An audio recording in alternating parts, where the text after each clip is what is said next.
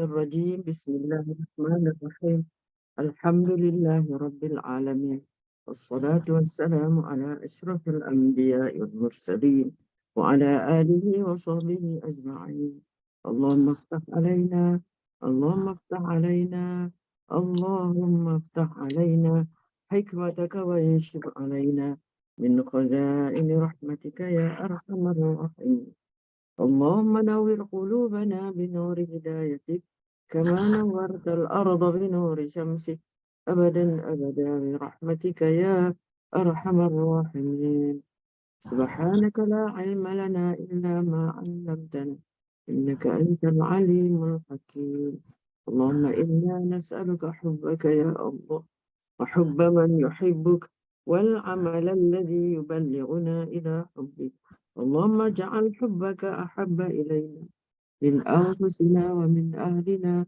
ومن الماء البارد صلى الله على سيدنا محمد وعلى آله وصحبه أجمعين والحمد لله رب العالمين. Okay. Surat berapa hari? 141. Muka surat 141. Cara tidur berbaring di siang hari. Qailulah. Qailullah. Qailulah. Qailulah. Qailullah.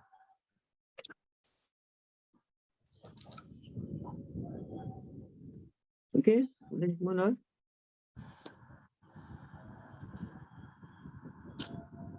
Silakan. Tafadhali ya Faizah. Okay. Auzubillahi minasyaitonirrajim. Bismillahirrahmanirrahim.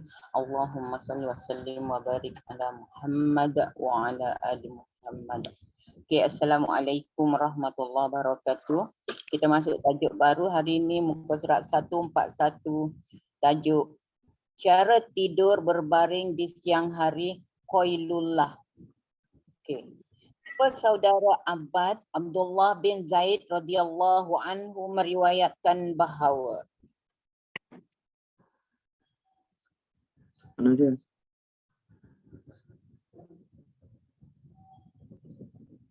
Soal 141 kan? Annahu ra'a an-nabiy sallallahu alaihi wasallam mustalqiyan fil masjid wa wadi'an ihda rijlaihi 'ala al-ukhra. Aku telah melihat Rasulullah sallallahu alaihi wasallam berbaring terlentang di dalam masjid dengan keadaan sebelah kakinya di atas kakinya yang satu lagi. Catatan. Di dalam hadis riwayat Muslim, kedudukan yang demikian dilarang. Ulama-ulama telah menjelaskan kedua-dua hadis secara berasingan. Yang jelasnya ialah ada dua cara tidur secara ini dan kedua-duanya betul. Hadis di atas menerangkan cara yang pertama ialah dengan meletakkan sebelah kaki ke atas kaki yang lain. Cara ini dibenarkan. Cara yang lain ialah lutut diangkat dan kaki yang sebelah lagi diletakkan ke atasnya. Cara ini tidak dibenarkan sebagaimana yang tercatat di dalam hadis Muslim. Alasan cara ini dilarang ialah kerana telah menjadi adat di negara Arab memakai kain sarung yang akibat tidur secara begini boleh terbuka aurat di antara lutut dan pusat. Hadis ini menimbulkan persoalan yang lain. Apakah pula hubungannya hadis ini dengan cara duduk? Jawapannya ialah bahawa di dalam bab ini perkataan duduk telah diperluaskan kegunaannya yang termasuklah duduk dan berbaring. Menurut Hafiz Ibnul Hajar rahmatullahi alaih, jikalau cara berbaring diharuskan jaiz di dalam masjid, maka duduk dengan cara mana cara pun terlebih jaiznya. Penjelasan yang seperlunya. Nombor 1. Pentinglah bagi setiap lelaki dan wanita menjaga aurat di antara lutut dan pusat mereka ketika duduk atau berdiri. Yang kedua, disebabkan rasa mengantuk dan letih akibatnya banyak beribadat, maka dibenarkan tidur di dalam masjid. Yang ketiga, hendaklah duduk di dalam keadaan tawaduk dan bersifat hamba, abadiyat, Dia. dan jauhilah cara angkuh dan bangga diri. Cara duduk. Diriwayatkan daripada Abu Sa'id Khudri radhiyallahu anhu bahawa Kana Rasulullah sallallahu alaihi wasallam idza jalasa fil masjid ihtaba biyadaihi. bila mana Rasulullah sallallahu alaihi wasallam duduk di dalam masjid, baginda akan duduk dengan keadaan lututnya ditinggikan dan dipaut oleh kedua tangannya. Catatan. Cara duduk demikian ialah cara duduk yang tawaduk. Dengan alasan inilah kita dapati bahawa seringkali Rasulullah sallallahu alaihi wasallam dan para sahabat berbuat demikian. Ini tidaklah bermakna baginda selalu duduk secara demikian.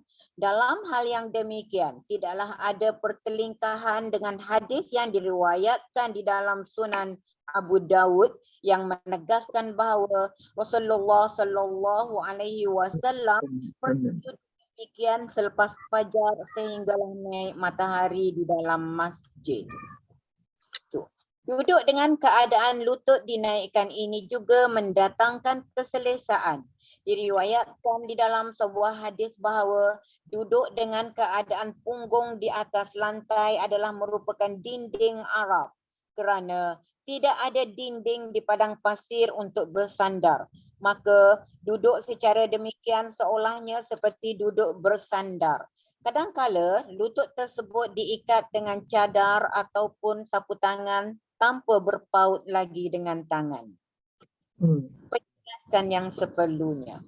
Duduk dengan cara demikian hanyalah sesuai dan harus dengan syarat seseorang itu berseluar atau memakai kain sarung. Tetapi tidaklah diharuskan melakukan demikian ketika hanya memakai cadar. Kerana jika ditakdirkan tertidur, bahagian antara lutut dan pusat akan terdedah. Yang kedua, jika menunggu solat adalah dilarang duduk secara begini kerana jika dia tertidur, wuduknya akan batal. Yang ketiga, janganlah duduk secara demikian pada ketika menunggu solat Jumaat dan solat hari raya kerana ini pun dilarang. Ustazah nak ulang cara duduk? Tak ada. Tak ada. Okey, Jenis bab duduk ni kan? Jenis duduk di sini tu duduk dengan apa lah lutut dia apa ni dinaikkan dan tangan dia paut kan? Ya, Panggil. dua-dua tangan paut. Jadi satu Duduk cara. tawaduk. okey. Duduk secara tiba. Okey. Bab ke-22. Bantal Rasulullah sallallahu alaihi wasallam. Bersandar ke bantal. Jabir ibnu Sumrah radhiyallahu meriwayatkan. Mana dia? Surat berapa? 144. Tempat. Cepat. رأيت رسول الله صلى الله عليه وسلم متكئا على وسادة على يساري. Okey. رأيت رسول الله صلى الله عليه وسلم متكئا على وسادة على يساره. Aku melihat Rasulullah sallallahu alaihi wasallam bersandar ke bantal yang terletak di sebelah kirinya. Catatan. Sesuailah bantal tersebut diletakkan di sebelah kiri dan kanan. Perkataan kiri di dalam hadis ini tidaklah ada mempunyai apa-apa sebab yang tertentu. Itu hanyalah satu kebetulan saja. Kerana di dalam hadis yang lain, perkataan kiri tidak disebut langsung. Larangan makan sambil bersandar telah diriwayatkan kan daripada Abu Hujaifah radhiyallahu anhu bahawa Rasulullah sallallahu alaihi wasallam telah bersabda. Qala Rasulullah sallallahu alaihi wasallam, ama ana fala akulu muttaki'an. Daku tidak makan sambil bersandar kepada sesuatu. Kita sandar. Kita duduk atas kursi. Ha. Kita duduk atas kursi sandar makan Mana Kita sandar? tak Sandar tak sandar. sampai ke mulut. Oh, maknanya lepas tu sandar. Kita kot, tarik. Oh, Kita lepas tarik ke makan. depan. Kita tarik ke Kita depan ke badan depan. kita kan. Makan Pasal relax lah. Makan lepas relax. makan tak apa lah kot. Dia kata Hmm. daku tidak makan sambil. Sambil bersandar. bersandar. Lah kita tarik badan ke depan kan. Untuk kerusi. Kita sandar dada dekat meja biar lagi rapat dengan pinggang. Ya. Okey. Catatan. Makan sambil bersandar adalah bertentangan dengan sifat tawaduk. Namun, yang makan secara demikian. Sebahagian ulama menegaskan bahawa makan secara begini menyebabkan perut mengembang dan makanan tidak dapat dihadamkan dengan cepat.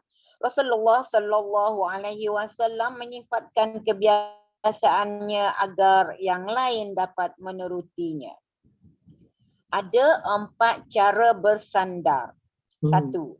Sama ada bahagian kiri atau kanan bersandar ke dinding atau bantal.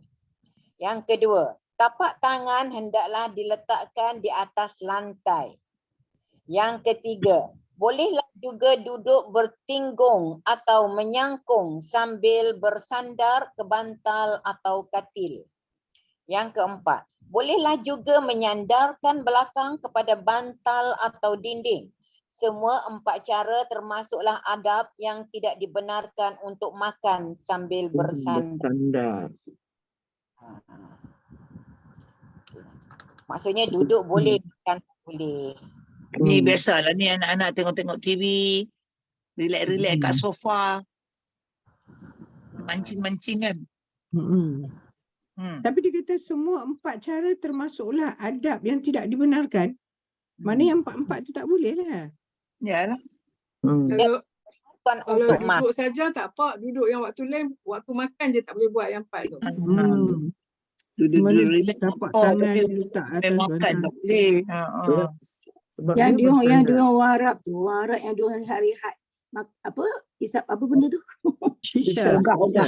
Kan dia duduk duduk macam tu duduk tapi Atas rehat lah. bantal kan. Angkat apa nama lutut ke Makan atas. anggur. Kebiasaan dia orang macam tu. Jadi dia tak nak macam tu masa makan kot. Tak nak rehat macam tu. Dia kata tawaduk tu tak ada tawaduk. Belagak kan macam tu belagak. Macam betul-betul. Isap shisha apa semua. Tengah padang ya? Tak, dekat rumah pun lagu tu kan. Tak, bukan. Maksudnya mereka tu tengah padang pun boleh jadi kat situ. Ah, Bantai mereka sentiasa dia kapit Bantal lah kan. tepi jalan tu. Kan Ah. tepi jalan-jalan bila kita pergi umrah. Dia Ah. ada Ya, kapit, ya. bubuh dia punya bantai dia tu. Bantal ada benda tu. Dia sandar. Sandar. Dia relax. Tapi kan kalau musim panas kan dia orang memang duduk luar rumah kan. Dia suka berkelah tau.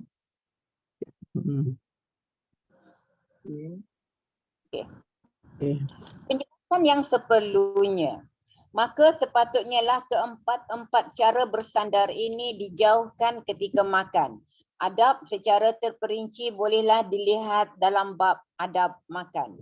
Sebahagian hadis daripada hadis yang panjang yang telah diriwayatkan oleh Abu Bakrah Nafi'i bin Al-Harith radhiyallahu anhu.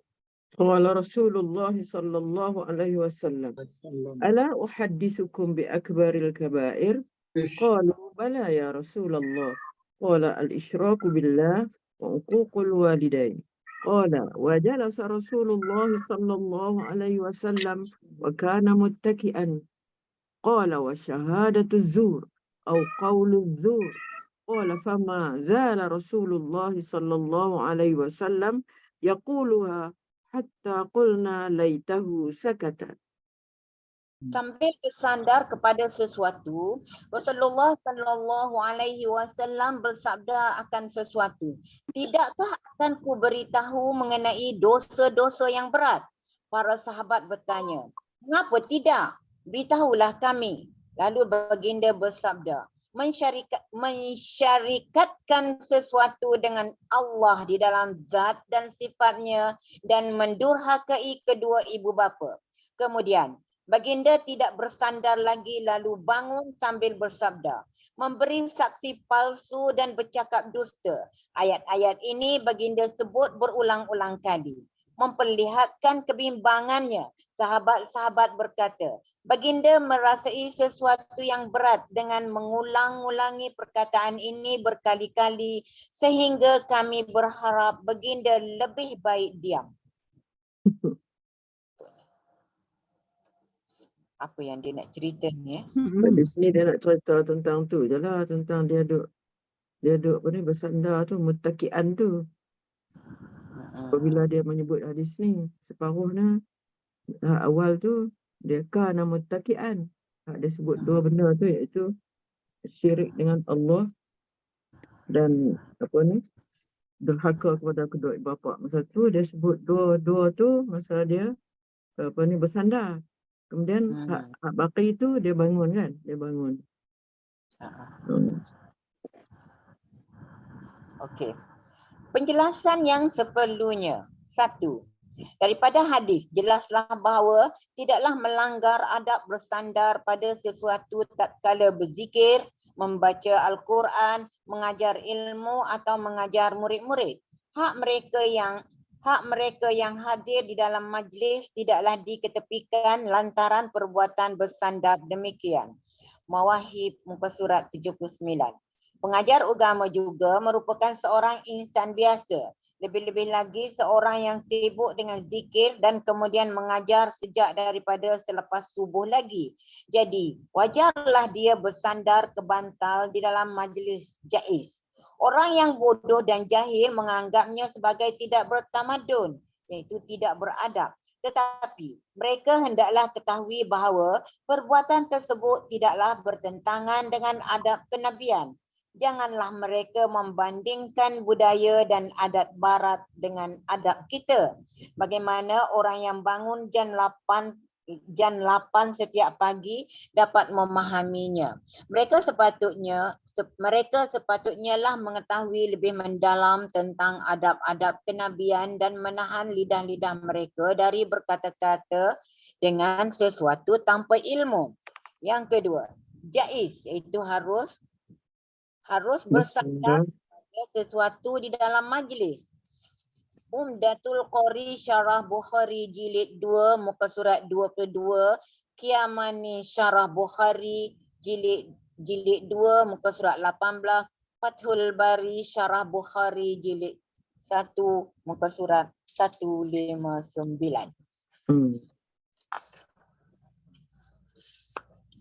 Okey. Kesimpulannya dekat sini kan, ya Ustazah, kesimpulan dekat sini hanya melarang masa makan itu bersandar-sandar. Selain daripada tu boleh berzikir-zikir sambil tak ada buat apa, wirid-wirid, boleh kan? Maksudnya ni. Kan? Boleh lah kan dikata kalau macamnya ustaz ke nak bagi ceramah, malam-malam dah bangun awal. Bukannya bangun pukul 8, nak banding dengan pendapat orang Arab kan. Dia kata, bolehlah nyanda. Kita tengok dekat Mekah, Ustazah, kat Mekah kan, dalam Masjidil Haram tu. Kita tengok kan, kadang-kadang ada sekumpulan, ada syekh seorang duduk kan. Dia duduk cimpung gitulah, kaki atas duduk tu ada dalam 5-6 orang. Dia dengar talaqi orang tu baca. Tengok macam tu dia duduk. Itu lah sandar, ada bantal. Di kursi syekh-syekh Arab lah dalam masjid. Ya. Ulang kan nampak macam ni. Bulan dia grup dia. Grup dia mengajar. Kalau naik kat tingkat atas Masjidil Haram tu memanglah banyak. Sekelompok majlis. Sebab dia orang memang menyampaikan majlis Majlis ilmu tu dalam masjid. Sebab dia orang tak ada Masjid. macam kita ada surau-surau, dewan-dewan, kata kan. Daripada banyak kumpulan tau. Masa dulu masa Kak Om pergi pun macam tu. Dia kumpulan tu, kumpulan ni, dia orang kelompok-kelompok lah dalam masjid. Berceramah, beri taklimat kan. Grup-grup. Tak, maknanya Ustazah, duduk macam tu maknanya sunnah lah ya. Kita ngajar, kita Sunnah. berganda tu. Sunnah. Sunnah lah ya. Sunnah. Okay, sekarang Sini tak boleh buat semua aku kat sini. Ustazah, Ustazah mengajar bahasa Arab duduk dengan anda. Ustazah. Kita Tak boleh tengok pada kot. uruf kebiasaan kita kan. Kalau saya kat sini ada macam tu, kita buat macam tu lah. Ustazah tadi muka surat 146 tu, dia mensyirik ke mensyarikatkan sesuatu dengan Allah? Mensyirik kan? Syarikat mana syirik? Syarikat Oh. syirik lah. Syarikat mana syirik? Menyekutukan, menyatukan. Oh. Itu makna syarikat. Men-share. Syarikat makna dia menyekutukan. Okey. Okey, masuk bab baru, bab ke-23 bawah tajuk tempat bersandar Rasulullah sallallahu alaihi wasallam. Selain bersandar kepada bantal sebagaimana yang telah diriwayatkan di bab yang lepas, Rasulullah sallallahu alaihi wasallam juga dibantu oleh orang lain terutama ketika sakit. Solat Jumaat semasa sakit. Anas radhiyallahu anhu meriwayatkan bahawa Anna Nabiya sallallahu alaihi wasallam kana syakiyan. Fakharaja yatawakka'u ala Usamah bin Zaid wa alaihi thawbun fitriyun qad tawashshaha bihi fasalla bihim. sesungguhnya Rasulullah sallallahu alaihi wasallam telah ditimpa sakit sambil dibantu oleh Usamah radhiyallahu anhu. Baginda pun keluar daripada rumahnya lalu mengimami solat. Di atas badannya terdapat rida daripada Yaman. Fadil Ibnu Abbas radhiyallahu anhu meriwayatkan sebagaimana yang berikut ini.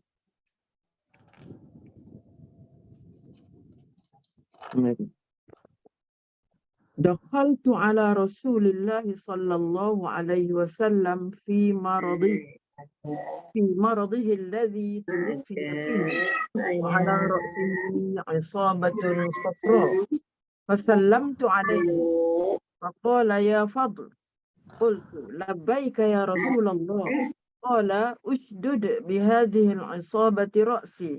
Qala fafa'altu. ثم قعد فوضع كفه على منكبي ثم قام فدخل في المسجد وفي الحديث قصة. Aku telah pergi menemui Rasulullah sallallahu alaihi wasallam ketika sakitnya yang tersangat kuat. Pada ketika itu, satu lilitan kain kuning telah diikat di kepalanya. Baginda bersabda, "Wahai Fadil, ikatkan kain lilitan ini kuat-kuat." Arahan tersebut dituruti. Lalu Fadil radhiyallahu anhu mengikatnya kuat-kuat. Kemudian kata Fadil radhiyallahu anhu, baginda duduk. Kemudian dengan menjadikan daku sebagai pembantu penyokong untuk berjalan, baginda pun pergi ke masjid. Catatan. Hadis ini panjang. Rasulullah sallallahu alaihi wasallam pergi ke masjid dan menyuruh Fadil radhiyallahu anhu mengumpulkan orang ramai.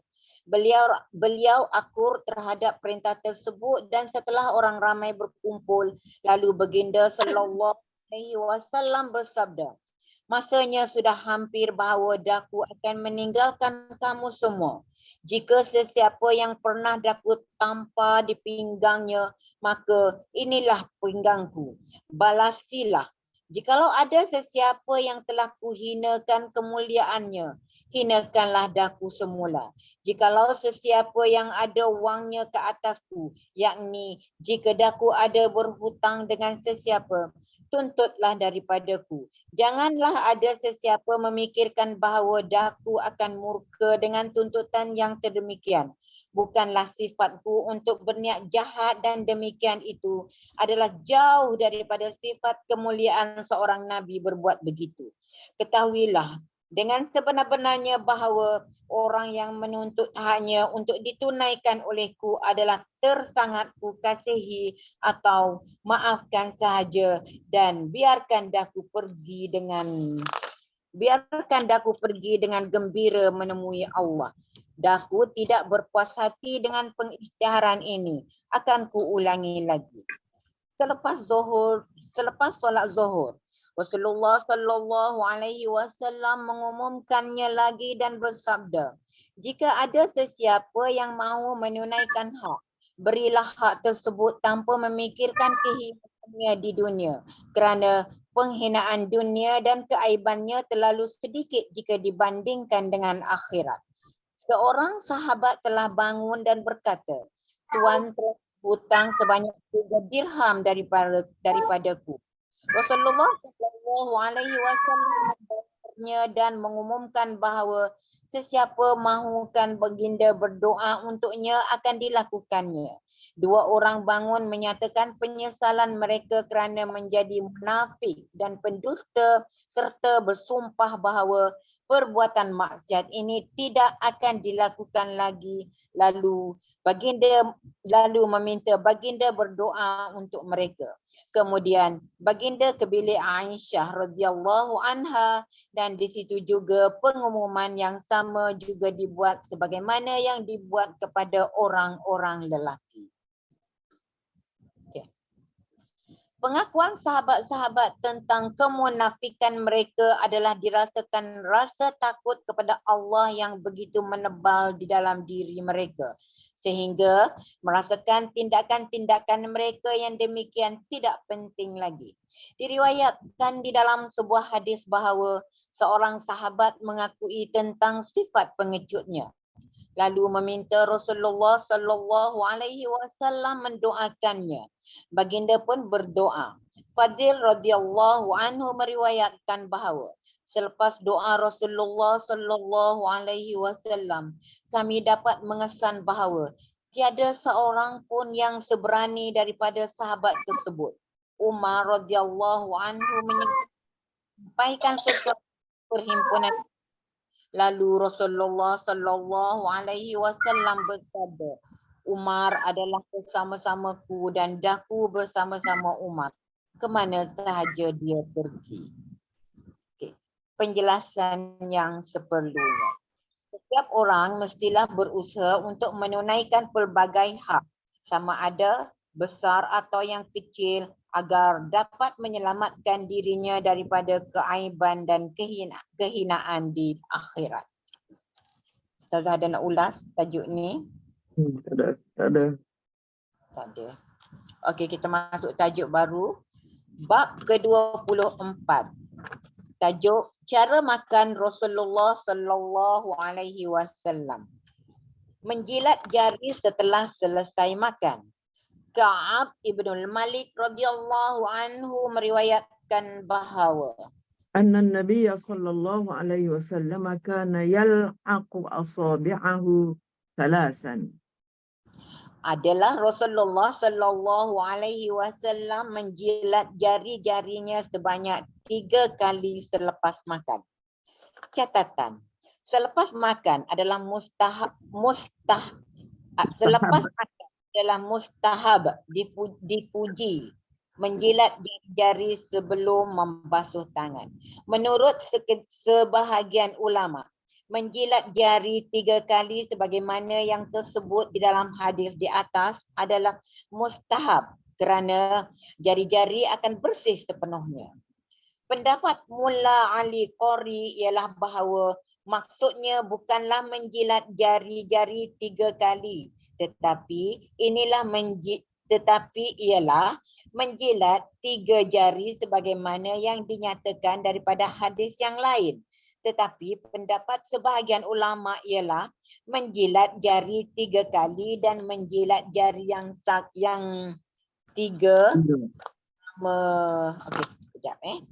Tetapi pendapat sebahagian ulama ialah menjilat jari 3 kali dan menjilat jari yang 3 sama-sama mustahab. Mustahab. Menjilat jari yang 3 tu kan. Itu maksud dia ni lah jari ni. Jari tengah ni, jari telunjuk dengan ibu jari. Yalah, Jari Nabi yang kan 3. makan dengan 3 jari, Ustazah. Nabi makan Lepas dengan tu, 3 jari. Dia yang satu jilat lagi 3 faham jari. 3 kali kan. Yang satu lagi Hmm. faham 3 kali. Yang hadis ni 3 kali. Salasan. Yang hadis akan datang ni jari yang 3. Jari yang 3 ni lah jari tadi tu. Itulah apa ni. Tentang 3 tu lah. 3 jari ke 3 kali. Yang tu maknanya ada hadis dia. 3 kali pun ada hadis dia. Jari yang 3 pun ada hadis dia. Yalah, pasal dia makan pakai 3 jari kan, Ustazah. Dia makan kaki kan. Kita Jadinya makan macam mana Ustazah? Ya. Jilat jadinya macam mana? Jilat 3 kali ke apa? Ujung jari. Jarinya maknanya 3 jari ni je Ya. kita. Dia makan dengan 3 jari kan. Betul ha? Yalah, Rasulullah Dia menggunakan menjilat tu 3 lah. jari. Menjilat 3 jari. 3 jari Yang bukan tadi. 3 kali. one Dia by ada one 2 kot. hadis. Dia ada 2 Tiga-tiga. hadis. Dia ada 2 hadis. Yang hadis pertama tadi, kana yal'afu asabi'ahu salasan, mana sebanyak 3 kali. Salasan tu sebanyak 3 kali. Hadis yang akan datang ni, la'aqa asabi'ahu salas. 3 jari ni, 3 jari ibu jari, jari telunjuk dengan jari ni. Dia jilat 3 jari ni lah. Okey, cuba Tapi tengok. Rasulullah pun dia makan dengan 3 jari je kan. Tapi kalau kita ni jari 5-5 tu kena jilat 5 lah kot. macam mana? Aku nak tanya ni kita 5. Rasulullah Ustaz kata makan roti banyak, kita makan nasi.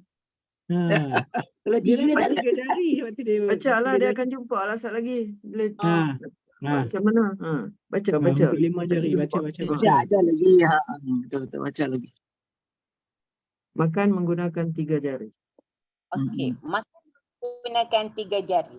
Ka'ab Ibn Malik radhiyallahu anhu meriwayatkan bahawa Kana Nabi sallallahu alaihi wasallam idza akala ta'aman la'aqa asabi'ahu salasa. Aduh, salasan ini as-salasa. Beza. Rasulullah Kita tinggal. Ni sekejap, Maizah. Kita tinggal yang para yang atas tu, penjelasan tu. Ada macam tabiat tikus sebenarnya. Kita tinggal yang tu. Tabiat rakus. Penjelasan tu, kita tinggal yang tu. Makan Setiap orang mestilah berusaha tu. Tak, yang dia kata makan menggunakan satu jari adalah cara syaitan. Ini. Tinggallah Datuk. Tertinggal yang ni. Baca yang ni seronok dengar ini. Kita untuk penjelasan dulu. Bila Ustazah makan menggunakan 3 jari, terus saya baca hadis. Tertinggal yang tu. Okay. Okey, kita masuk penjelasan yang seperlunya. Makan menggunakan 1 jari adalah cara syaitan. Di dalam Ahyaul Ulum menyatakan bahawa Allah murka dengan seseorang yang makan menggunakan hanya 1 jari sahaja. Makan dengan 2 jari adalah sunnah. Ini adalah cara para nabi. Dan makan dengan menggunakan 4 atau 5 jari adalah tanda haluba dan tabiat rakus. Masya Allah. Makan 5 jari. Itulah yang dia dengar tadi. Rakus lah kita hari nak makan dengan 5 jari. Kena cuba makan 3 jari. Makan nasi pun boleh tak? Memang tak kenyang kan? Tak banyak lah makan kan? Betul lah. Memang itu dah dituntut jangan sampai kenyang. Tak ada. Kena angkat mangkuk ke rumah macam Cina pula. Lepas tu tak masuk.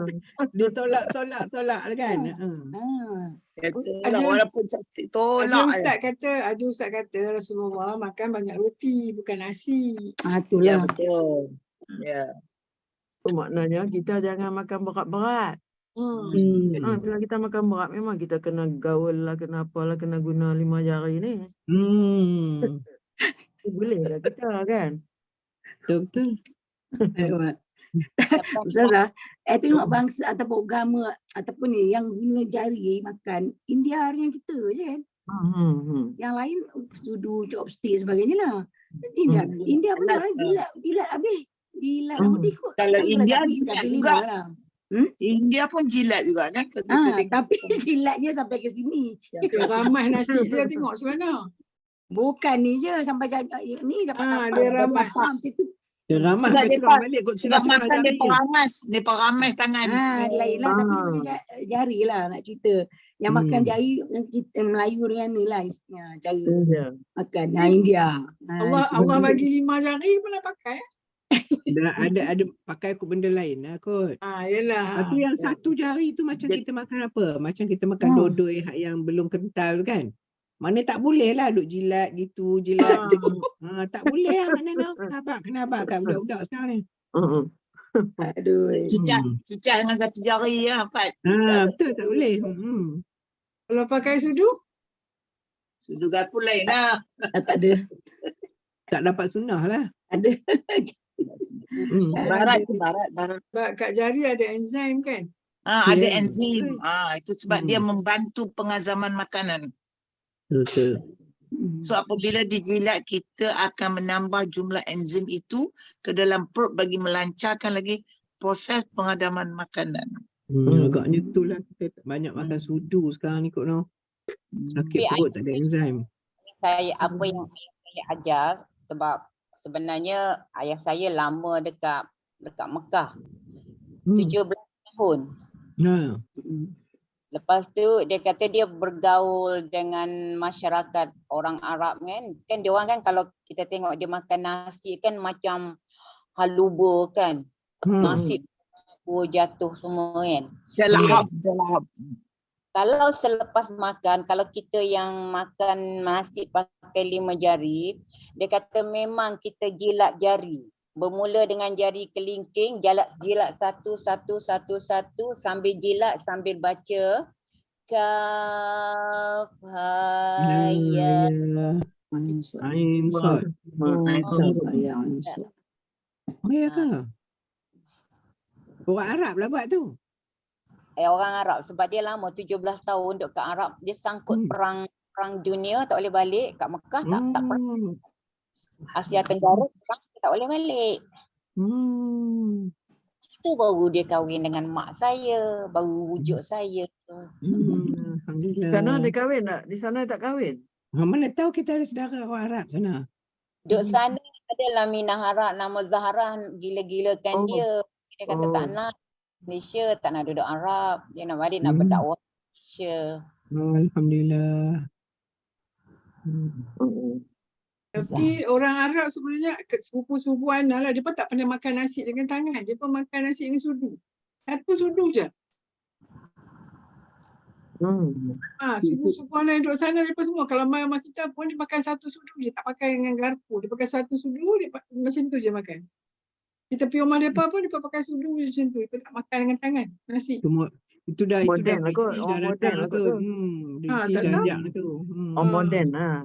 Modern lah tu. Tapi masih dia, kita pergi, dia kira awal-awal, dia kan ada sapra plastik dia tu kan. Dia lampak semua atas tu, dia lampak semua atas tu, jadi ambil lah. Jadi roti apa semua letak situ dengan kuah-kuah pinggan sekali tu, makan ada satu sudu. Macam orang makan shell out lah no. Lambat. Shell out dah lambat kan. Daripada dapat idea tu, restoran dapat idea lagu tu. Makan shell out. Mak saya kata, tak ada pinggan ke nak makan, awak makan lagu ni. Anak cucu bawa dia pergi makan dekat Bangi tu kan. Awak makan lagu ni lambat-lambat. Tak payah basuh pinggan. Aku tak reti lagu ni lah. Buruk pun ada. Pinggan buruk dah. Makan jemaah. Saya nak share satu lah. Ni dia Sweden. Ini kisah mahkamah lah. Kat Sweden kan. Ada dia punya family. Jadi dia orang anak pendidikan anak. Sweden ni strategi versus Sweden kan. Norway. Sweden tu. Kan? Dia betul tu. ada surat ke tangan kan. Kan surat tangan. Lepas tu pada dia dari unhygienic. Dia kata macam penderaan lah, tak bersih. Penderaan, tidak apa nama, tak mengikut pendidikan yang sebetulnya dia tangkap. Masuk jail. Cuba tengok cerita dekat Netflix, Mrs. Chatterjee versus Sweden. Sweden. Itu geram tu tengok budaya kan pada dia. Geram. Tantangan ni kotor lah. Tak bertamadun macam tu lah. Ya Allah. Itu pandangan mereka kan. Yalah. Kita ada pandangan kita mengikut sunnah kan. Tapi takkanlah tangan kotor pergi makan. Mestilah cuci tangan bersih. Ada cerita je lah. Pertama kita kuku tak panjang. Kuku kita memang disuruh potong. Kan. Tak panjang bersih. Kalau kuku panjang tu nak makan macam mana lah. Ada tu dah saya nak kongsi.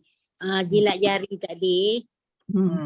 Yang dia jilat mula-mula kelingking, jari tengah, lepas tu ibu jari. Lepas tu ulang sekali lagi jari manis dengan telunjuk. Dia lain-lain lah. Dia kelingking, tengah, ibu jari. Wa iza batastum tu. Jabari. Batastum jabari. Itu macam sakit lutut Tak ada kena mengena. Tak ada kena mengena Ustaz kata sakit lutut. Penyakit tu tak yang dalam ada dalam lah, yang luar ni tak masuk. Maknanya yang dalam tu biar kat dalam, yang luar ni tak masuk dah lah. Tak nampak muka Ustazah. Nanti nak tengok jari tu macam mana. Mana jari tak kelingking? Nak tekan ni. Tak boleh nak tekan ni. Tak reti pula. Masa makan maknanya kita makan jari apa?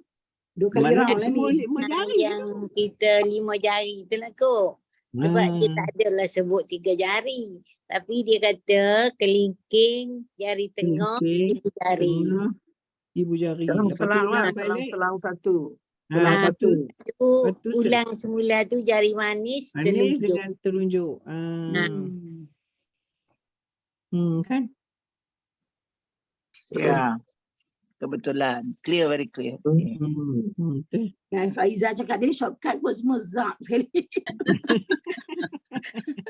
Shortcut lah tu lah. Cover habis semua kan.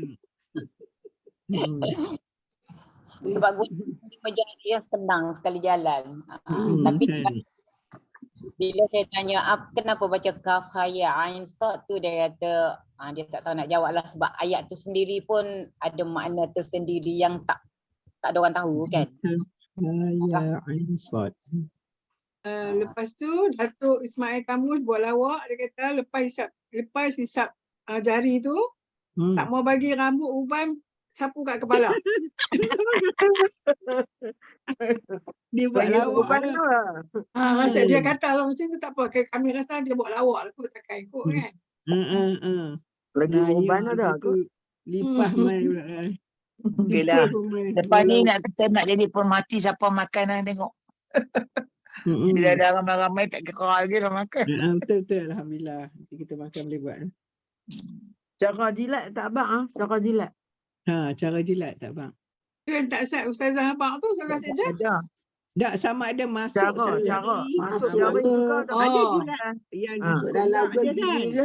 Ada yang masuk terus dalam, tarik keluar, masuk ataupun jilat macam tu kan. Macam India. Kalau jilat macam tu buruk sungguh dah. Kalau masuk kulum tu nampak tak elok sangat tak? Sikit gitu ya kot. Macam tu kan. Macam tu. Masuk dalam mulut, tarik keluar. Masuk dalam mulut, tarik. Ujung jari ke sampai ke dalam jari habis? Tak, separuh jari je. Setakat yang syarat apa ni. Setakat yang tak cantik lah. Yang cantik Setakat maksudnya makanan kita melekat kat tangan tu lah kot. Setakat tu lah kot. Kalau anda memang tak macam tu lah. Naya kalau makan kuah banyak habis tapak-tapak. Ujung je kot. Tu orang kata adab makan nak bagi elok. Nak bawa pergi majlis raja-raja dah, makan ujung-ujung jari je. Ya, kan? betul. Dulu kalau selalu mak saya kata hampa tak boleh bawa pergi majlis raja-raja. Makan macam tu tak boleh lah, tak elok. Jadi kena makan ujung-ujung jari je. Tu dia. Tempat balas boleh lah tempat balas. Sama-sama Bukan kita tiga tu. jari. Mari hujung ni. Masya Allah. Okey lah tu. Okey dah mana Rasulullah okey. SAW makan buah pun dengan 3 jari. Ni yang Maimun duk baca ni. Dia kata menggunakan 3 jari ketika memakan buah-buahan pun. Manakala apabila memakan roti atau segala yang berkuah. Baginda menggunakan semua jari. Oh, okey lah kita kuah dia kena semua tu. Dengan semua jari. Dan dia kata, kalau makan buah ke makan roti dengan 3 jari. Kalau makan yang dengan berkuah, gunakan semua jari. Itulah dia kata. Kalau alasan Kak Mun yang Kak Mun cakap itu, idaklah kita halobo dan rakus.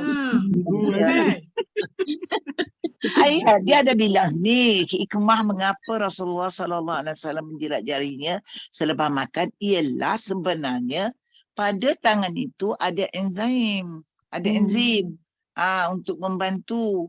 Padahal Nabi dah tahu sains is in earlier part of 1400 dia dah tahu dah. Kita baru nak kaji-kaji ada enzim. Dia dah tahu sebab itu dia buat proses penghazaman makanan. Tapi kalau kita makan dengan sudu garpu macam mana? Tak ada lah kan? Tak ada apa lah. Etiket dia tu. Table etiket tu. Table manners. Table. Table Dia manners. English dia ada table etiket dia. Itulah. Tu je. Tapi adat tu separuh kita boleh ambil lah tu. Makan sopan, jangan berbunyi-bunyi sudu pada pinggan. Itu semua okey. Belaga sudu garpu. Belaga sudu keting-keting tak boleh. Betul lah tu. Makan Makan sudu bunyi garpu. cap. Makan bunyi cap pun tak boleh. Makan Tak jangan boleh. buka mulut. English Sup yang etiquette bunyi tu. zerup. Makan sup. Macam itik sudu. Itu pasal orang putih dia minum sup ada sudu dia. Sudu dia mesti bulat, bukan yang bujur.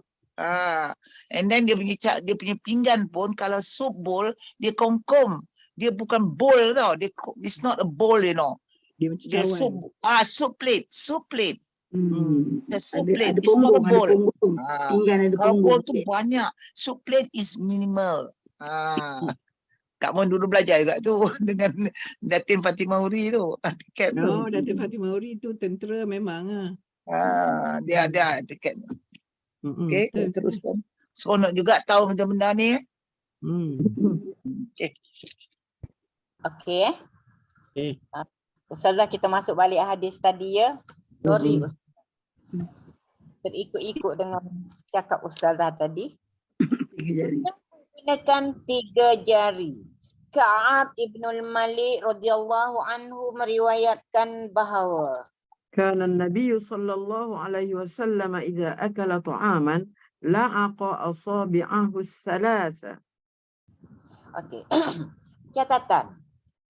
Terdapat di dalam hadis-hadis tertentu menyatakan bahawa baginda menjilat jari tengah iaitu jari hantu. Kemudian jari telunjuk dan ibu. Terdapat perbezaan kewajaran di dalam cara jilatan yang demikian. Pertamanya, cara jilatan tersebut dapat diteruskan ke sebelah kanan dan keduanya wajarlah jari tengah dijilat terlebih dahulu kerana ia lebih panjang dan terlebih banyak diliputi makanan. Allamah Khattabi rahmatullahi alaihi telah mengulas mengenai setengah-setengah orang yang jahil yang mengatakan tidak berapa baik menjilat jari-jari. Tetapi apakah yang tidak baik di dalamnya? Hanyalah makanan yang sama itu terlekat di jari. Apakah buruknya menjilat makanan yang sama? Ibnu Hajar rahmatullahi alaihi telah menyatakan bahawa jikalau seseorang itu memikirkan bahawa perbuatannya sendiri sebagai buruk, berfikiran menganggap perbuatan Nabi ada sesuatu yang buruk, maka adalah ditakuti akan menjadi kufur. Allah.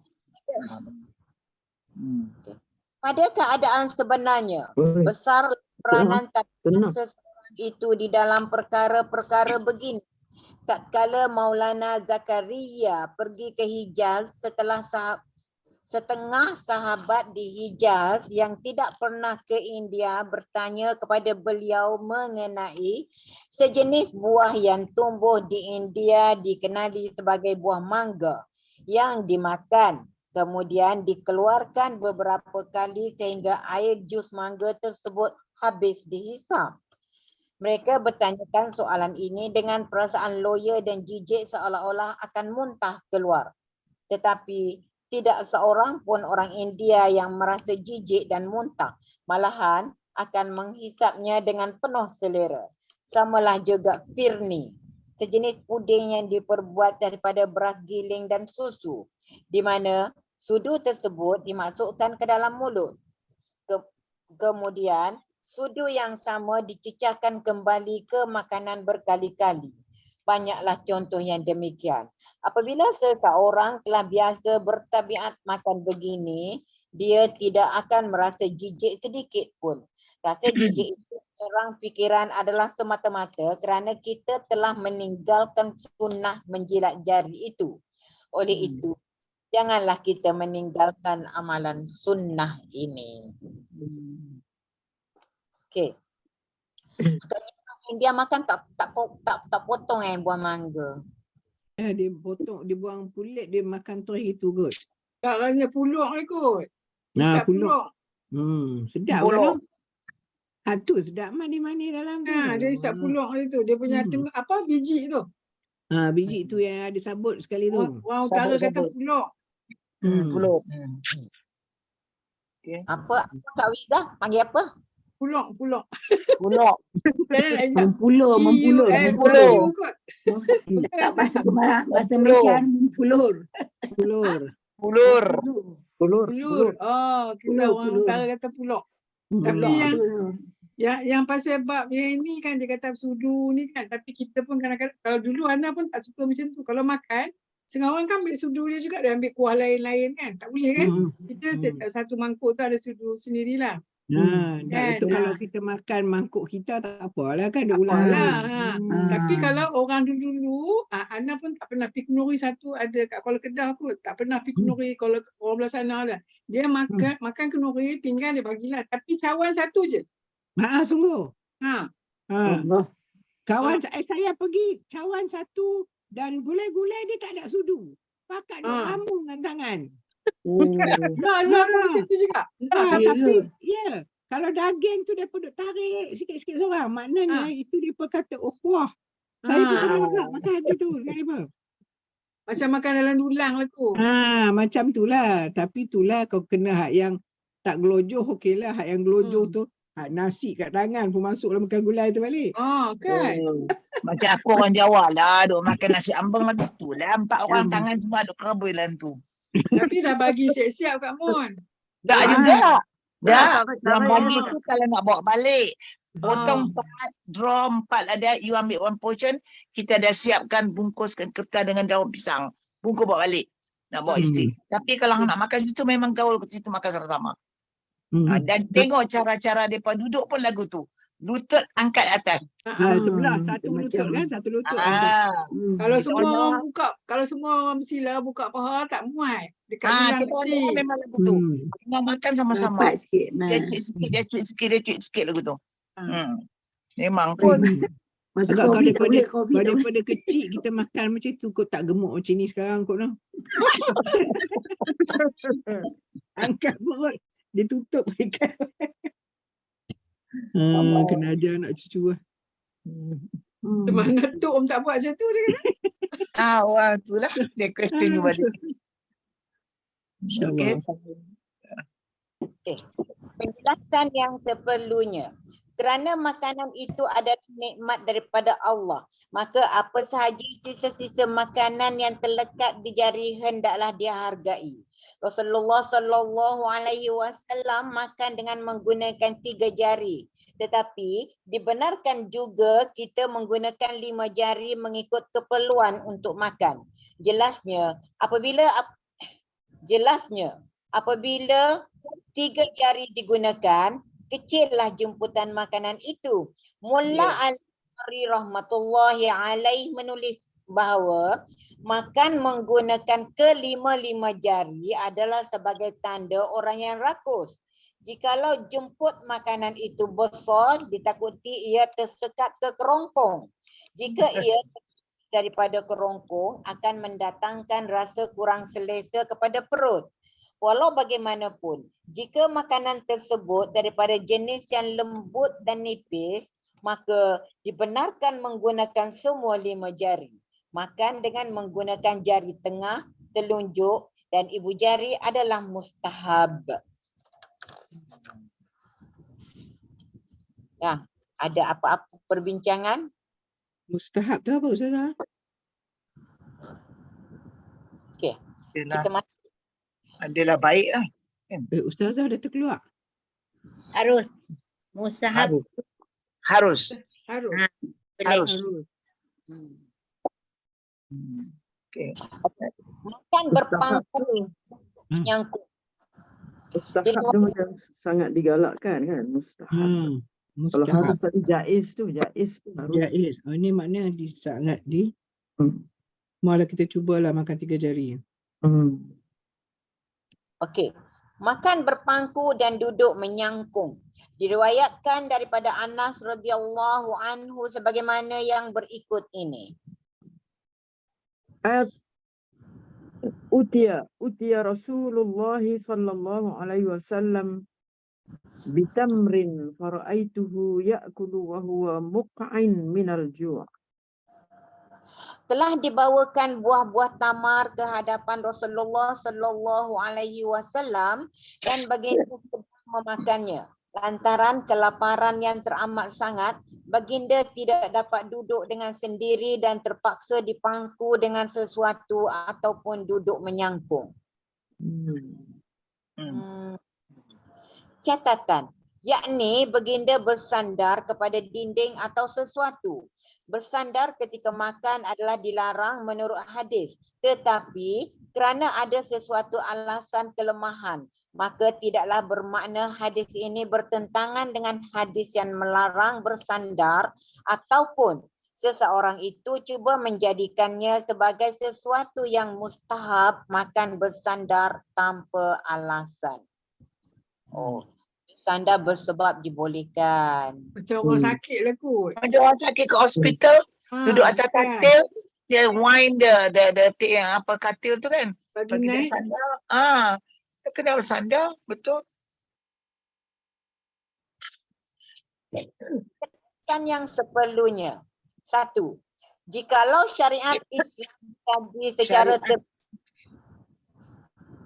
jikalau syariat Islam dikaji secara teliti, dapatlah difahami bahawa sebenarnya Islam mengambil kira setiap sudut kemanusiaan dan keadaan. Cara-cara sunnah dan mustahab adalah berbeza untuk kesihatan. Maka dibenarkan orang sakit bersandar atau berpangku kepada sesuatu ketika makan. Yang kedua, roti hendaklah dimakan dengan menggunakan 3 jari. Begitu jugalah nasi jika boleh. Jika perlu, dibenarkan juga menggunakan 5 jari. Makan secara duduk adalah mustahab. Tetapi jika tidak ada tempat duduk, maka dibenarkan makan berdiri. Dengan hal yang demikianlah, Islam itu mudah untuk setiap orang. Yang kaya dan miskin, yang sakit dan yang sehat telah diatur menurut keupayaan seseorang itu. Okey, ketiga, terbukti daripada hadis bahawa seseorang itu hendaklah menggunakan tangannya. Rasulullah sallallahu alaihi wasallam gunakan sudu untuk makan. Maka sebab itulah golongan salaf yang dahulu mengelak daripada menggunakan sudu. Terdapat di dalam kitab Kasyaf.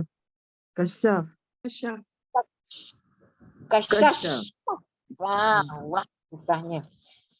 Terdapat di dalam kitab Kasyaf bahawa pada suatu ketika apabila berbagai-bagai makanan dihidangkan di atas alas makanan dan sudu-sudu juga disediakan, maka Imam Yusuf rahmatullahi alaihi yang hadir ketika itu berkata kepada khalifah, Datukmu Ibnu Abbas radhiyallahu anhu sewaktu menafsirkan sepotong ayat laqad karrama bani Adam. Laqad karrama bani Adam berkata, kami telah menjadikan jari-jari kepada anak Adam agar mereka dapat makan menggunakannya. Yang keempat, menyedari tanggungjawab mereka. Para alim ulama telah membebaskan diri mereka di atas perkara ini pada keadaan yang sesuai. Lalu, dengan hal yang sedemikian menjadikan tugas mereka menyampaikan pengajaran. Malangnya, orang-orang Islam pada hari ini mengambil jalan dan adat Eropah menggunakan sudu garpu serta pisau. Bukannya mahu menghidupkan sunnah. Orang-orang Islam yang sudah kebaratan ini telah menganggapnya sebagai suatu kemajuan. Tetapi mereka tidak sedar bahawa dengan meninggalkan sunnah Nabi ini, mereka sebenarnya melemahkan iman mereka sendiri. Okey, 1. Makan dengan tangan kiri adalah tabiat syaitan menurut hadis. Sedangkan mereka yang makan menggunakan sudu garpu patutlah memikirkan adat dan tabiat mereka itu. Husain Quraisy. So, okay, kita pun tak makan memang tangan kiri pun, budaya kita pun memang tak makan lah kan. Lah. Okay, lepas ni siapa-siapa makan roti canai kat bukit tu makan pakai. Makan 3 jari je lah. 3 jari ya. Betul.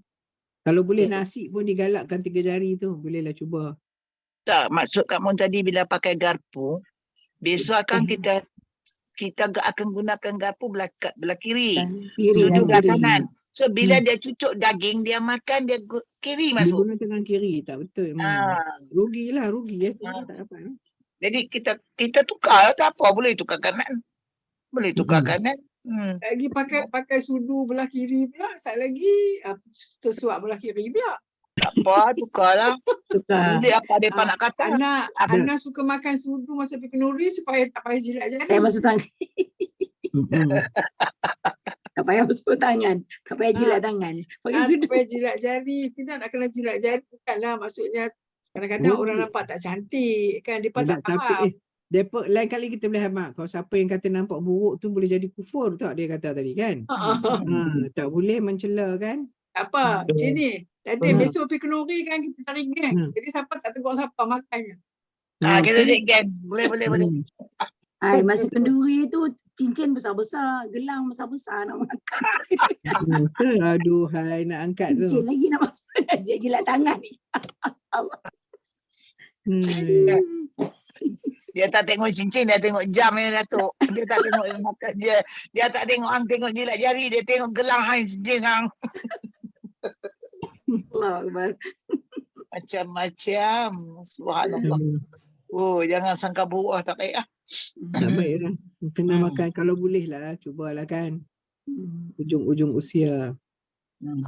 Tapi kan 3 jari tu kan sekarang kita dengar dah lama sangat kan.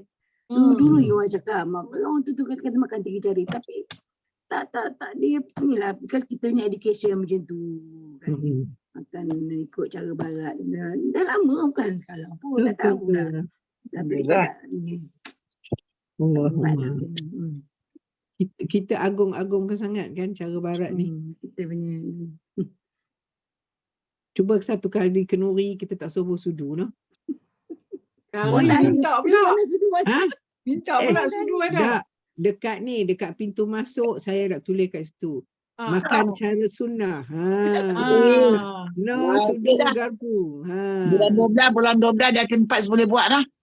Lepas tu atas meja semua buat tempat buat air basuh tangan macam dulu-dulu. Air basuh tangan. Air basuh tangan pun. Basuh tangan satu lah, bukan satu kan. Jadi Betul, dia seluruh dia pula. Dulu Betul, mesama dia kat situ. Kita yang belajar ni tahu. Orang lain macam mana duduk tengah ngangak macam mana. Awak depan ni dia kata. Awak depan ni. Kita kan, yang tahu. tiba-tiba. Orang lain tak ngaji tak tahu. Lepas tu kita Tanya buat sudu mana? Sudu mana? lembaran hadis-hadis ni kita buat dalam beg goodies tu. Dia pun balik dia pun baca lah kan. Oh, dia pun baca. Kena prepare sekarang dah, Tin. Kak Pah buat dulu. Kak Pah belas suruh dia buat dulu. Lepas tu kena pandai lah. Lepas Tak apa, kami tolong prepare. Kita tolong Allah Kita tengok Ustaz Amirul nanti 26 bulan 8 Imam muda kita kahwin. Oh ya. Kita nak muda ni. Tengok dia buat macam mana, imam muda buat macam mana. 26 bila? Ogos. 26 Ogos. Buat kat surau kita, dewan kita. Buat surau Ustaz Amirul buat. Tapi tak tahu caterer jugalah, tengok Caterer. caterer. Sebelum Tak sampai tu hin-hin kalau kat dia. Jemaah-jemaah yang dalam kelas ni bila pergi duduk satu meja, tunjuk kat orang lain. Kan? Saat ni mereka kata mereka ni tak silaturahim, duk kumpul mereka je. Bukan. Tak maulah tunjuk tu melagak-lagak sangat. Biasalah dah makan. Kita buat lagu kita. Buat lagu. Jangan duk tayang-tayang lagu tu. Itu menunjuk namanya. Tak, maksudnya kalau kita cari sama orang kita je makan. Bukan nak tunjuk barang. Maksudnya makan cara kita. Saat lagi mereka kata apa? Mereka ni tak reti bergaul dengan orang ke? Esok buat tu je kan. Biarlah mereka kata. Tu juga. Biarlah mereka kata. Mereka dapat, kita dapat pahala. Kalau macam tu tak apa. Senang hati. Rasanya kan ni macam ni Kak Mun, rasanya Pujuk kita hati kita. ini pandangan saya lah, saya nampak kan kita pakai letak juga sudu, tapi orang yang dah tahu sunnah dia tunjuk. Dari saya belajar dulu, walaupun dia sudu ada, kalau orang yang memang dia tahu benda ni, dia tak makan dengan sudu walaupun dia buat macam Betul. Memang betul. Saya pernah, sebab kira itu tempat orang kata tempat VIP, tapi dia memang belajar kat Mesir pula. Dia makan salah satunya orang dalam taman kita ni ialah Ustaz Subhan. Dia tetap dengan prinsip dia. Dia tetap prinsip dia. Gaya pakaian dia, gaya cara dia makan, gaya dia tak ikut. Dia buat. Malas nak pergi cari tempat basuh tangan pula. Kalau maksudnya kalau semua kita dia tahu tapi kita tak bagi sudu ke apa, dia akan itu juga. Dia tahu. Saya rasa Pak Imam tu semua tahu, kan tak tahu. Tapi dia nak sudu. Kita pun tahu. Tapi kita itu pun tahu. Macam Kak Mun kata lah, kalau nak buat, dia buat. Macam Ustaz Subhan tu contohnya, dia ada garpu depan mata dia. Dia tak buat cara dia. Dia tetap ada. Dia pergi macam mana. Tengok dia. Ada pernah sekali pergi tempat tu memang kita macam modern style. Dia tetap cara dia. Saya pernah nampak orang yang macam tu. Memang dia tetap pakai tangan. Tablik lah. Tablik. Orang tablik okey lah daripada biar ni. Kalau macam orang kita ni kadang-kadang kalau kau cakap Wiza makan tu bukan siapa malas basuh tangan tapi cari tempat basuh tangan pula tu je. Dia kira malas tu lah payah. Dia sebab kira malas tu. Banyak vitamin M bila susah. Bawa tisu basah. Kalau ayam tu makan garpu, ayam tu terpelanting. Betul. Tu je ceritanya. Orang letak situ pun saya makan dengan tangan juga. Sebab ayam ya. Okey lah. Rafiza bawa wet tissue kata Hatimah tadi bawa wet tissue. Apa tisu basah tu tak bagi bersih. Wet tissue kat kami. Kat pintu basah bukan bersih sangat. Masuk tu dapat wet tissue tu. Tisu basah tak bersih. Betul. Lepas tu carilah paip basuh. Dia tak suci. Dia bersih saja, tak suci. Banyaklah. Sunnah pula banyak nak petikai. Ustaz Amirul tu nanti dia punya makan beradat dia pengantin kan. Makan beradat penuh ni. Sudu, garpu, pisau semua. Tengok dia. Dia mesti siap kan. Yusuf Bacip ni anak kahwin tak lagu tu tau. Yusuf Bacip ni anak kahwin tak lagu tu. Yang memang bersunnah. Tak ada nak tahu seluruh garpu apa semua tak ada. Saya pergi anak dia tahu.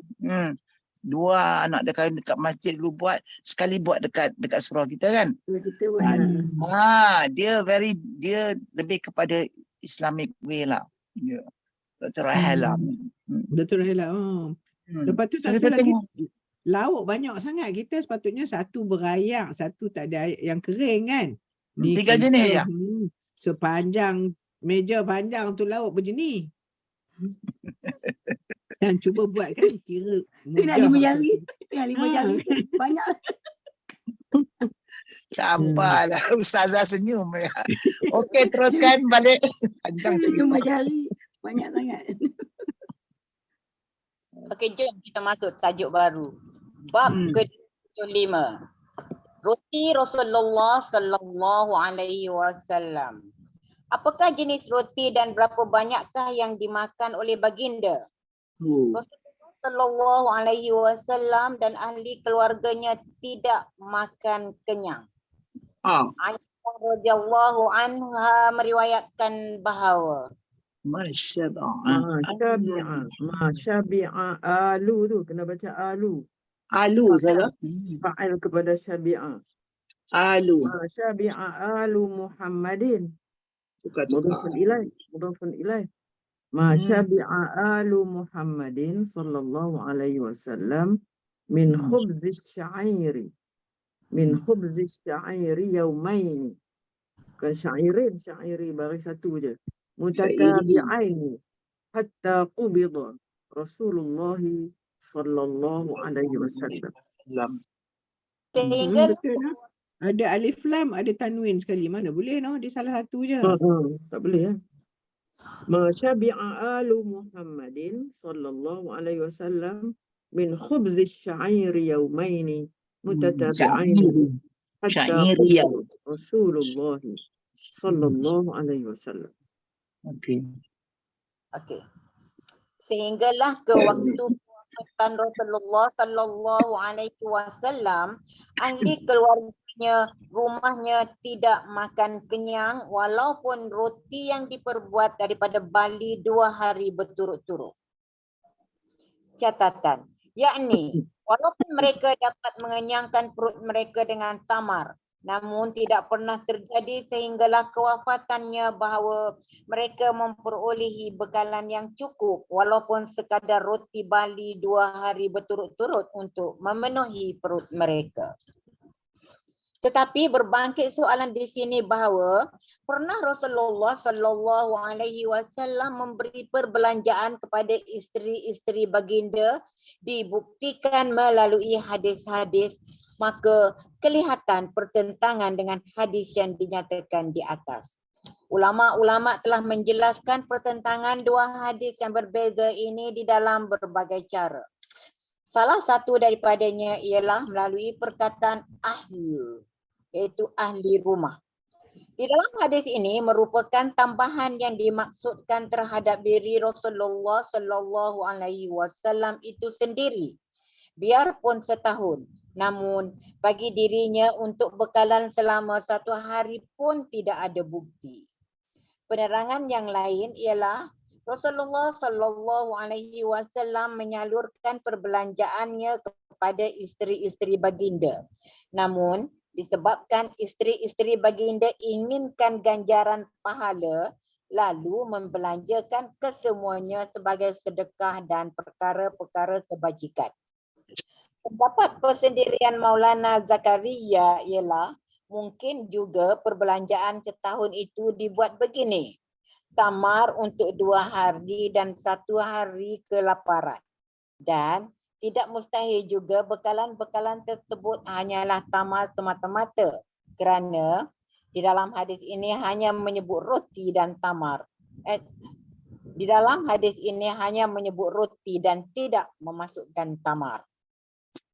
Okay. Tidak ada saki-baki roti di dalam rumah Rasulullah sallallahu alaihi wasallam. Abu Umamah Al-Bahili meriwayatkan, "Ma kana yafdulu an ahli baiti Rasulillah sallallahu alaihi wasallam khubzus sya'ir." tidak ada sisa yang tinggal daripada roti bali di dalam rumah Rasulullah sallallahu alaihi wasallam. Catatan. Walaupun kadangkala roti bali disediakan di dalam rumah, namun jumlahnya sangat sedikit sehingga tidak ada sisa yang tinggal lantaran kekurangannya. tidak dapat untuk mengenyangkan perut mereka. Tambahan pula, ramai para sahabat daripada kalangan ahli suffah yang menjadi tetamu tetap Rasulullah sallallahu alaihi wasallam. Di samping lain-lain tetamu yang sentiasa berkunjung, maka pastilah tidak ada saki-baki roti bali yang tinggal. Okey, kelaparan. Ibnu Abbas radhiyallahu anhu meriwayatkan bahawa kana Rasulullah sallallahu alaihi wasallam yabitul layali al-mutatabi'ata tawiyan huwa wa ahluhu la yajiduna asya'an wa kana aktsaru khubzihim khubz asy-sya'ir. Rasulullah sallallahu alaihi wasallam dan ahli keluarganya pernah berlapar berturut-turut malam tanpa makanan kerana tidak ada sesuatu pun untuk dimakan pada waktu malam. Makanannya biasanya ialah roti bali, kadangkala roti gandum. Catatan. Sesungguh pun ada sahabat-sahabat yang agak mewah dan kaya di kalangan mereka. Namun Rasulullah sallallahu alaihi wasallam dan ahli keluarganya tidak akan mengadukan keadaan mereka. Penjelasan yang seperlunya. 1. Rasulullah sallallahu alaihi wasallam menjalani keadaan kemiskinan dan kepicikan ini dengan redha. Sedangkan Allah sendiri telah menawarkannya bahawa jikalau kamu mahu, nescaya kutukarkan gunung Uhud ini kepada emas. Namun jawapan baginda hanyalah, daku suka dengan keadaanku sekarang ini, yakni kadangkala daku makan dan kadangkala daku berlapar. Ummahatul Mukminin pun mempunyai fikiran yang selari dengan suami mereka dan bersabar dan berpada-pada dengan apa yang ada pada mereka. Langsung sama sekali tidak menampakkan tanda-tanda bahawa mereka sering kelaparan. Jikalaulah para sahabat mengetahui akan hal tersebut, maka sudah pasti mereka akan datang dengan barang-barang hadiah yang banyak, tetapi ahli keluarganya bersifat berpada-pada dan tenang sehingga penderitaan mereka sedikit pun tidak diluahkan kepada mata ramai. Yang kedua, dalam masa kemiskinan jauhilah diri daripada meminta-minta. Tidak ada tepung yang baik. Seorang bertanya kepada Sahal bin Sa'ad radhiyallahu anhu. Akala Rasulullah sallallahu alaihi wasallam an-naqiyya, yani al-huwari.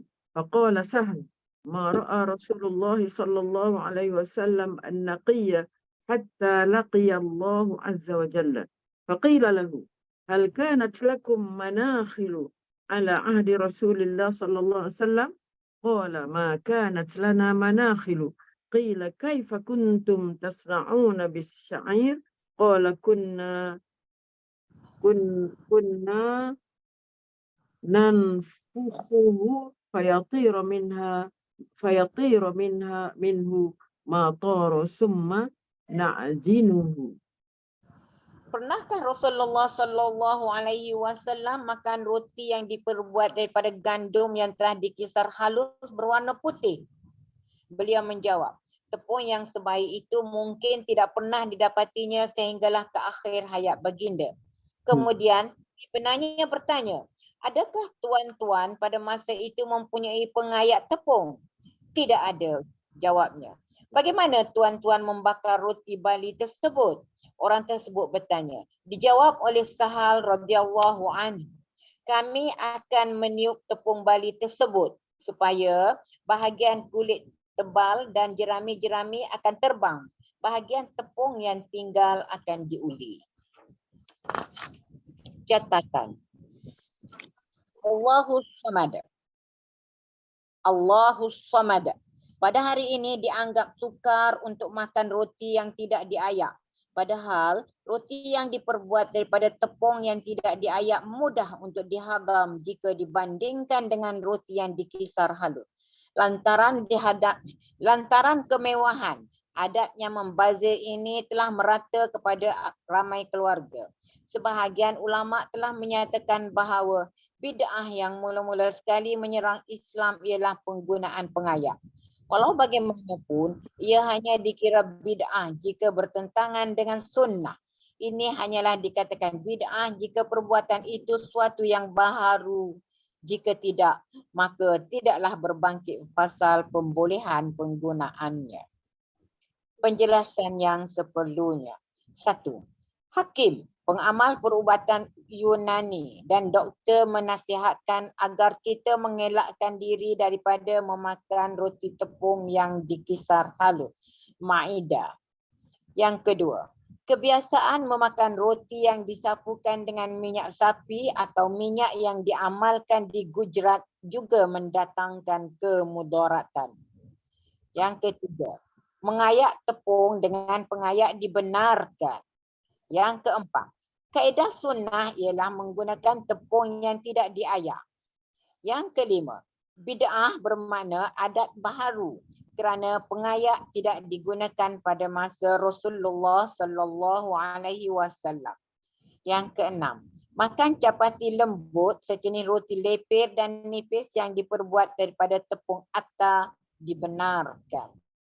Yang ketujuh, mengerat roti dengan pisau atau pisau lipat adalah bertentangan dengan adab. Masya Allah.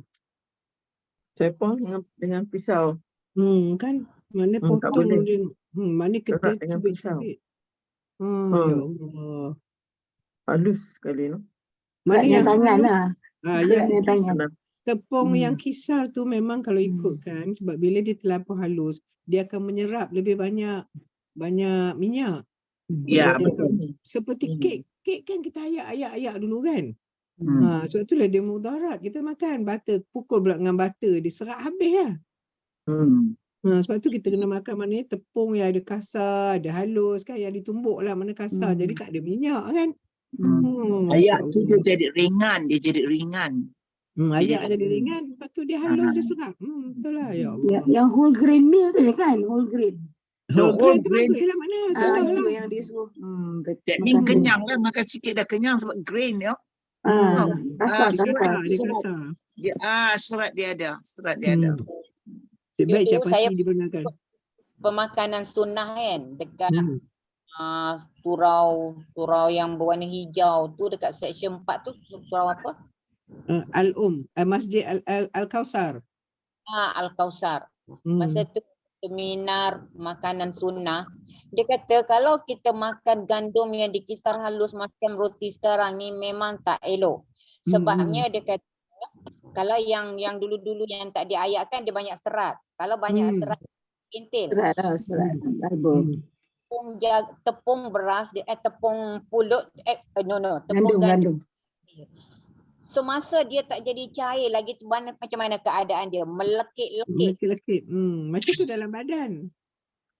Okey, bila kita makan dia kata walaupun dah dimasak, bila kita makan masuk proses penghadaman makanan tu dia kata benda tu hancur dan dia tak terurai, dia akan melekat di dinding perut kita. Itu yang menyebabkan dia kata bila benda tu melekat dia akan jadi gam. Dia akan mengikat sisa-sisa makanan dan menyebabkan perut atau usus jadi macam rosak. Blok. Jadi gemuk dia kata. Sebab tu sekarang ni dah kata nasi lebih baik makan nasi daripada roti pula kan.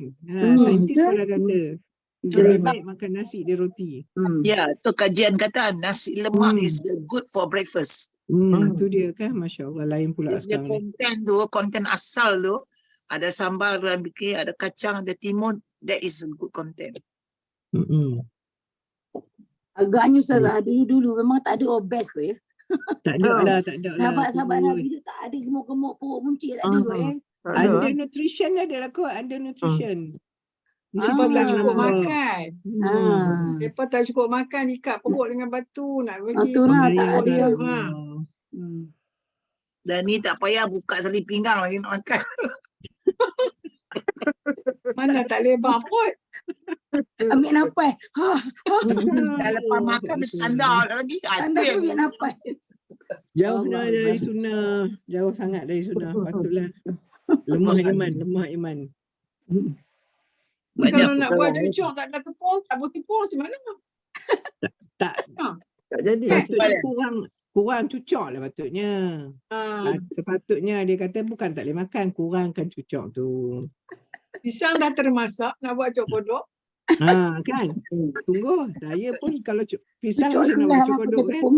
Ah, Allah. tepung beras tak apa kot Dr. Fat. Buat lepat, tak ada minyak. Tepung beras yang kita tumbuk. Tak boleh. Dia tak halus ya. Tumbuk kasak-kasak. Tak jadi Oh. cucuk lah. Jadi biskut dah. Bang. Tak jadi biskut, dah jadi cucuk. Banyak yang kita tak boleh makan. patut Ada dibuang. satu dekat TikTok tu Dr. Mani lah, tapi dia banyak cakap pasal diabetik lah. Dr. Mani India tu kan. India tu. Orang banyak doktor marah kat dia juga, dia kata. Tapi dia kata memang dulu dia kata tak boleh makan roti dengan nasi. Sekarang dia kata roti tak boleh makan kan. Dia kata nasi lebih baik. Nasi lebih baik. Lagi satu doktor, ada lagi satu doktor. Doktor tu dia kata apa? Doktor Narawi ke apa nama dia?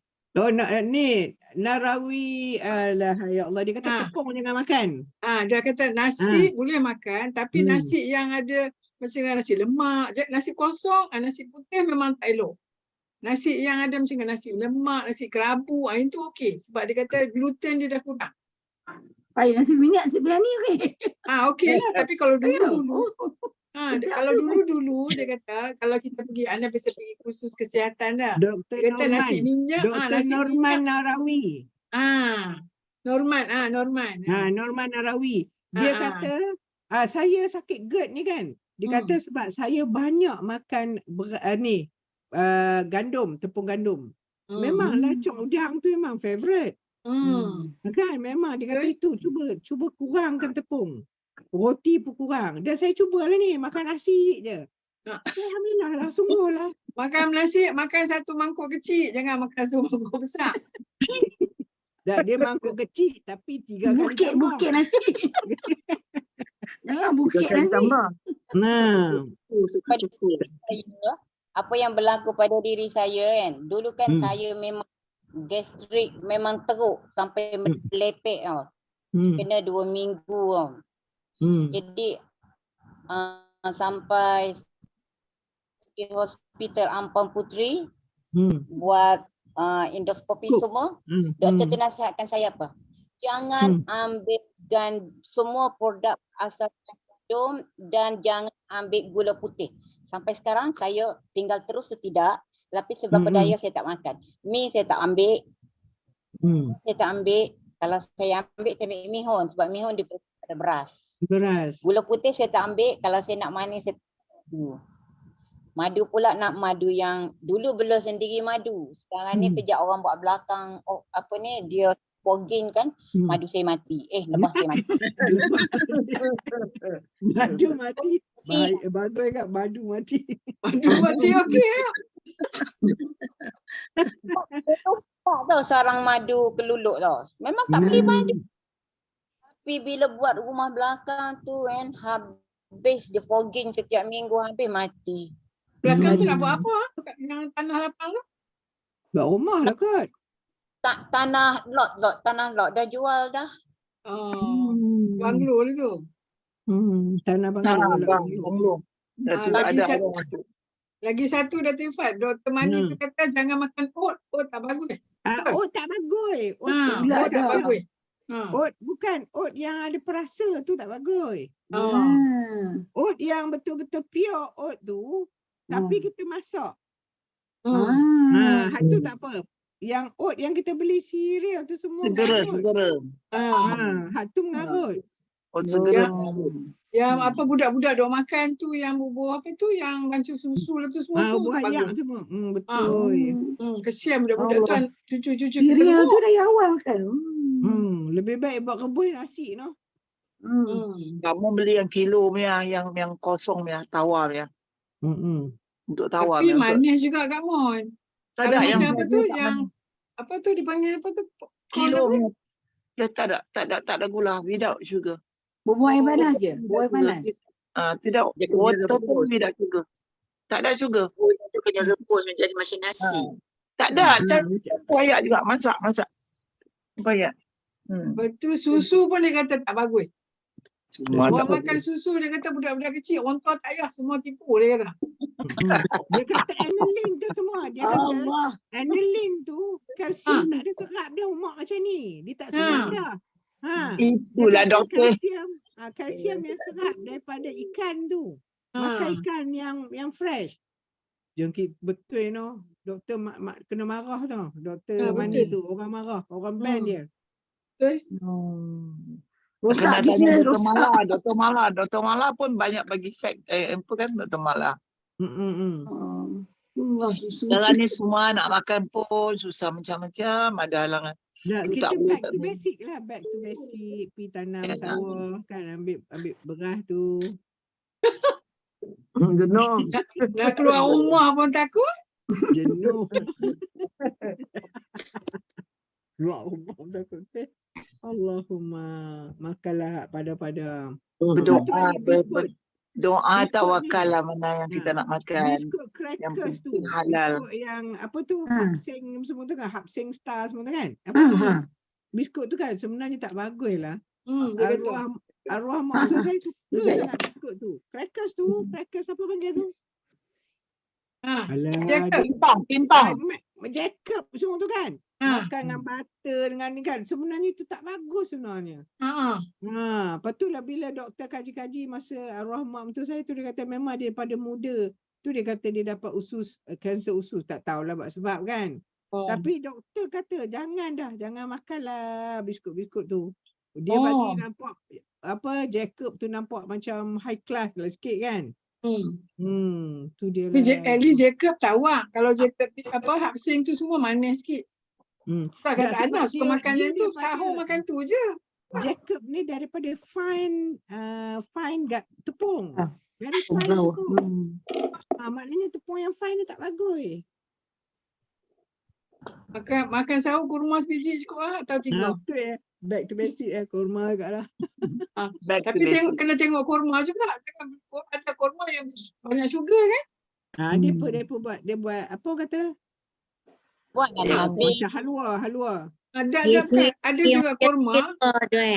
Bila kita dah makan, kita simpan lama dia jadi macam gula. Apa Ustazah Cik Jah kata? Macam dia sirah kan? Macam dia sirah dengan gula. Azan lah. Rasa perbincangan kita sungguh meriah. Pasal makan. Pasal makan laju. Siap. Berhenti lah kau nak. Berhenti kat mana tadi? Oh, makan atas seberah kulit ni. Sebelum tu kita berhenti lah. Makan atas seperah kulit. Itu kita berhenti tak kat tu tak? Dah azan dah. Muka surat berapa? Muka surat berapa? 160. Sambung lah. Banyak ni, panjang ni. Sambung. Sambung lah.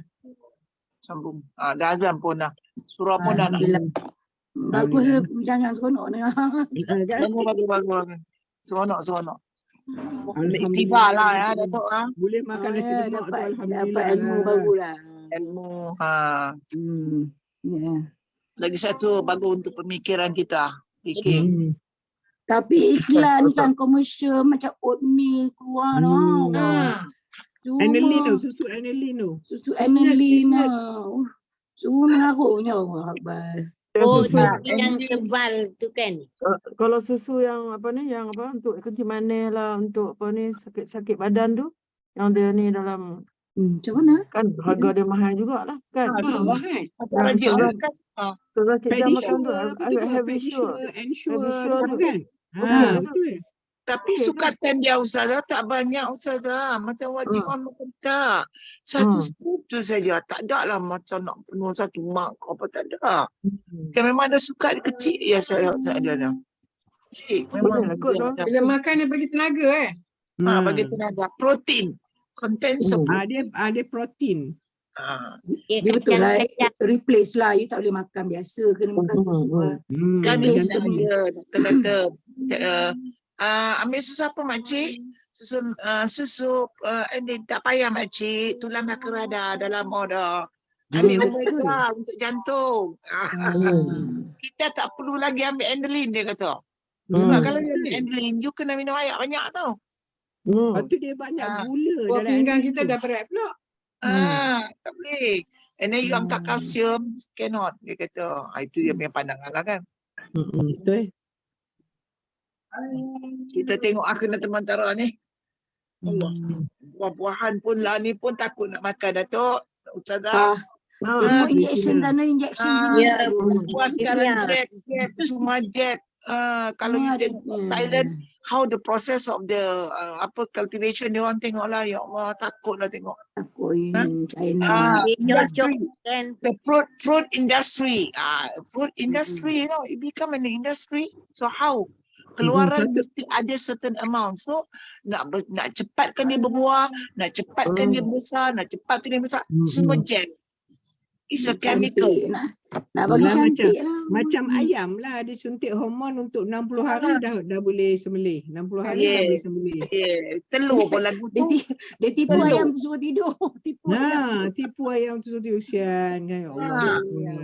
Telur pun lagu tu, dulu kita ambil 7 hari untuk ram dia. Sekarang 1 malam aja. Betul. Kita tanya dia. So now this is a bit susah lah kita nak ikutlah semua. Tapi kita ikutlah senang Mbak kata tadi. Makan yang betul-betul. Jom kita bercucuk tanam semula. That's what yang is doing now lah. Saya banyak ikan tilapia, banyak. Ikan tilapia akan ada dalam kolam banyak. Kan Allah. Dengar ketam stick pun dah takut lah. Ya Allah, semua plastik ya. Kan?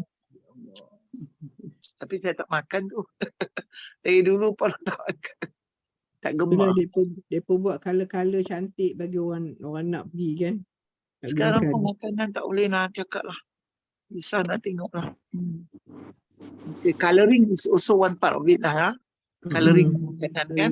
Kalau dulu-dulu kita, mak saya kalau hijau, nak buat hijau, ambil daun pandan bau. Tahu daun pandan bau? Daun pandan serani. Pound ambil hijau dia. Daun pandan. Tak ada pakai kalau dia hijau. Tak ada pakai. Kalau purple ambil apa tu? Bunga tu? Bunga telang. Bunga telang. Kalau merah bunga raya. Mak saya ambil bunga raya. Buat bunga raya. Tu macam tu. Tapi sekarang kita semua pakai coloring ya. Tak senang Kak Mon, tidak susah nak cari pula, nak buat pula. Itulah dia. Jawapan tu dah ada kat ujung jayang. Dah memang macam tu je, buat kat kedai banyak, siapa nak beli kita. Itulah dia. Umpama kata, jangan makan minyak tu, jangan dia makan minyak jagung. Berapa banyak jagung nak tanam keluar kat minyak. It's all the industries. Minyak kelapa. Minyak jagung tu semua tak bagus dia kata. Minyak flower tu. Sawit je best. Berapa banyak sunflower, berapa banyak nak tanam. Carrot, all quarantine, all is a business lah. Cuma komersial saja, komersial. Kalau baca betul-betul seronok jugalah kita tahu knowledge. It's good to know all this lah. Okay, Jona, saya nak tutup dah. Tutup baca doa. Ya. A'udzu billahi minasyaitonir rajim. Bismillahirrahmanirrahim. Alhamdulillahi rabbil alamin. Wassalatu wassalamu ala asyrafil anbiya'i wal mursalin wa ala alihi wa sahbihi ajma'in. Allahumma inna nastaudi'uka ma 'allamtana fardudhu ilaina 'inda hajatina ilayhi wa la tunsinahu ya rabbal alamin. Allahumma ya Allah ya hayyu ya qayyum ya hayyu ya qayyum ya hayyu ya qayyum walakal hamdu antal qayyumus samawati wal ardi ma fihin wa ilaikal mustaka wa antal musta'an wa la hawla wa la quwwata illa billahil aliyyil azim. Allahumma qdhi fi qulubina raja'ak واقطع رجاءنا عمن سواك حتى لا نرجو أحدا غيرك. اللهم أنت العالم بسرائرنا فأصلحها وأنت العالم بعيوبنا فاسترها وأنت العالم بحوائجنا فاقضها. Ya Allah, wahai Zat yang maha hidup lagi maha berdiri sendiri, segala puji milikmu. Engkaulah yang maha menegakkan, menguruskan langit dan bumi, serta apa yang ada di antara keduanya. Hanya kepadamu kami mengadu dan memohon pertolongan. Tiada daya dan kekuatan kecuali bersama Allah yang maha tinggi lagi maha agung. Ya Allah, masukkanlah ke dalam hati kami harapan kepadamu dan putuskanlah harapan kami bergantung pada selainmu, agar kami tidak mengharap kecuali hanya kepadamu. Ya Allah, ya Allah, ya Hayyu ya Qayyum, ya Hayyu ya Qayyum, ya Hayyu ya Qayyum. Engkaulah yang maha mengetahui rahsia kami, maka peliharalah ia. Engkaulah yang maha mengetahui segala aib kami, maka tutupilah ia. Engkaulah yang maha mengetahui segala keperluan kami, maka penuhilah ia. Dan semoga salawat dan salam sentiasa dilimpahkan kepada Nabi kita, Rasul kita, dan cahaya kita Muhammad sallallahu alaihi wasallam bersama keluarga dan sahabat baginda. Wassallallahu ala sayyidina Muhammad wa ala alihi wa sahbihi ajma'in. Walhamdulillahi rabbil alamin. Amin ya Terima rabbal kasih, alamin. Ustazah. Thank you, Ustazah. Thank you, host. Terima kasih Ustazah.